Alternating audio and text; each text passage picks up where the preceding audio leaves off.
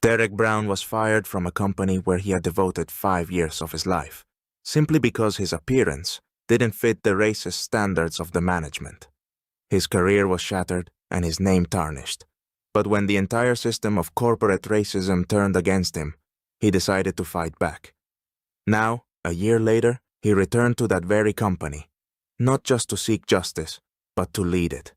And the first thing he did shocked everyone. What happened next will astonish even the most experienced. But let's go back to the beginning. Derek Brown had always been someone who believed that hard work and talent could overcome any obstacle. When he got a job at Silvertech, a major corporation specializing in high-tech solutions, he was full of ambition and confident that he could achieve significant heights in his career.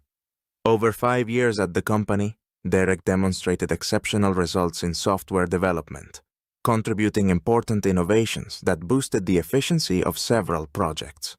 His colleagues respected him for his professionalism and calm demeanor in stressful situations, and clients appreciated his attention to detail.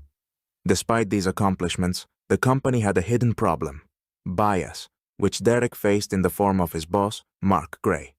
Mark, a middle-aged white man who led the development department, treated Derek with cold suspicion from the start.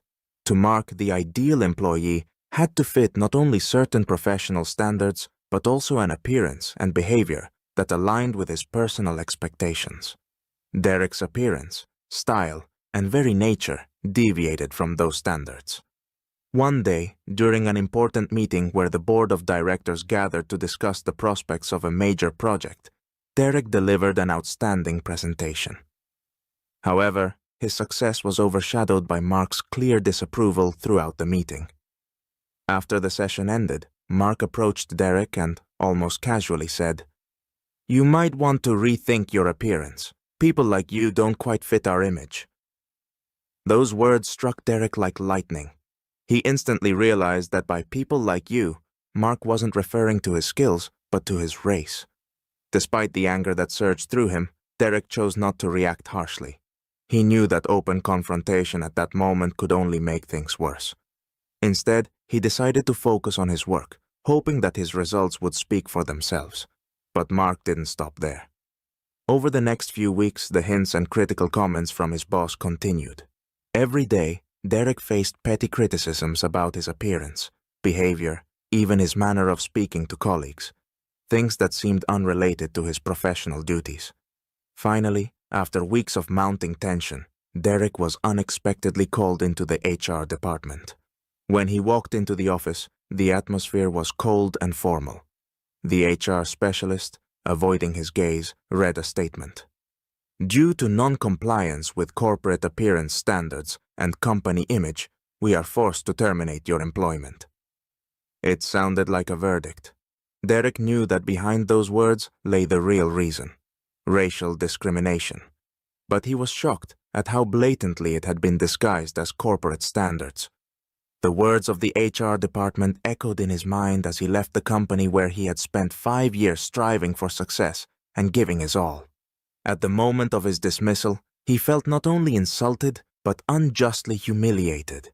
He couldn't understand how his career could have ended so abruptly over what was essentially a pretext for deeply rooted racial bias.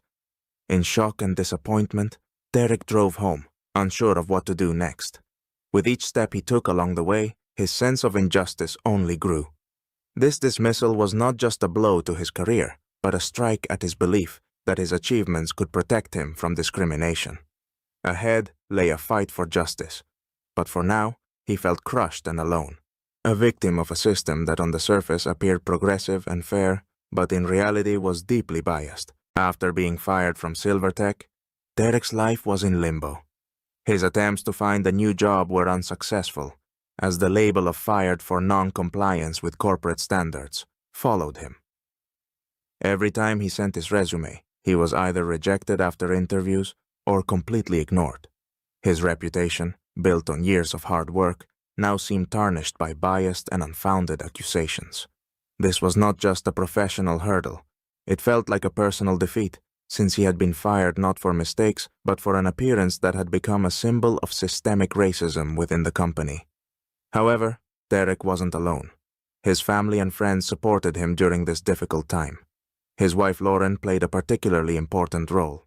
She always believed in justice and encouraged Derek, urging him not to give up. Lauren couldn't accept that her husband's talent and professionalism had been questioned for such a flimsy reason. "You can't just leave it like that," she insisted. "It's unfair, and you have to fight for your rights."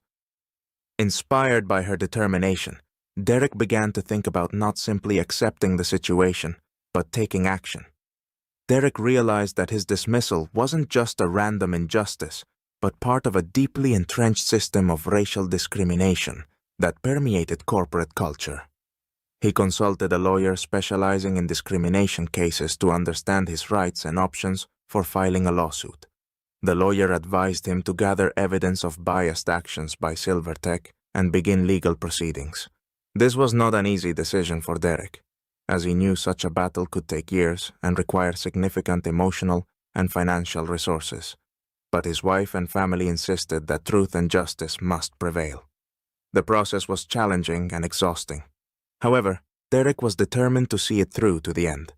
Together with his lawyer, he began carefully collecting evidence, from documents to testimonies of other employees who had also experienced discrimination. It was important to show not only his personal experience, but also that Derek's dismissal was part of a systemic issue of racism present within the company. During the process, it became clear that Mark Gray, his boss, had a reputation for frequently criticizing employees based on their appearance, but he was especially harsh and nitpicky with black colleagues.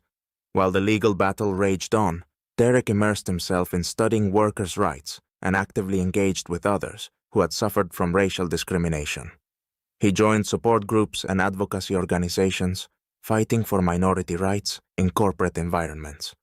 This not only helped him gain new knowledge and resources, but also made him feel that his case was part of a broader struggle for justice. Derek realized that his story could help other people in similar situations and inspire them to fight back. As his case gained momentum, it began attracting media attention. Articles about his story appeared in newspapers and on news websites, while television reports and social media posts fueled public interest. People started discussing how corporate discrimination could destroy the career of a talented professional, and many supported Derek in his fight. Public opinion slowly began to shift, and pressure on Silvertech mounted. Months after Derek began his fight for justice, his life started to change. Despite the ongoing legal battle with Silvertech, which still consumed much of his time and energy, Derek received an unexpected offer that became a turning point. One day, he was approached by a major competitor, Technova, a corporation that had learned about his professional skills and perseverance. Technova's leadership had been following Derek's case closely and was impressed not only by his technical abilities, but also by his resilience in standing up for his rights. They offered Derek a senior developer position, an important and well-paid role.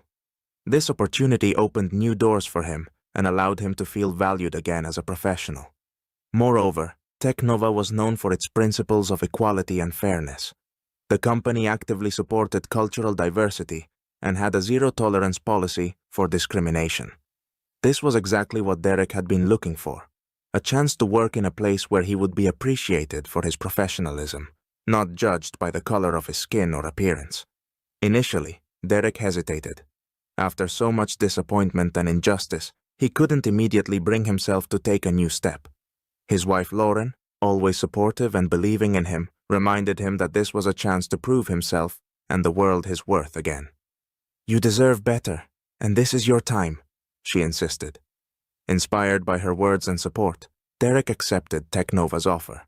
However, even as he began his new job and gained recognition at Technova, the shadow of his dismissal from Silvertech still weighed on him. The injustice he had experienced continued to linger as a painful wound. The lawsuit against Silvertech was ongoing, and Derek's story continued to gain media attention.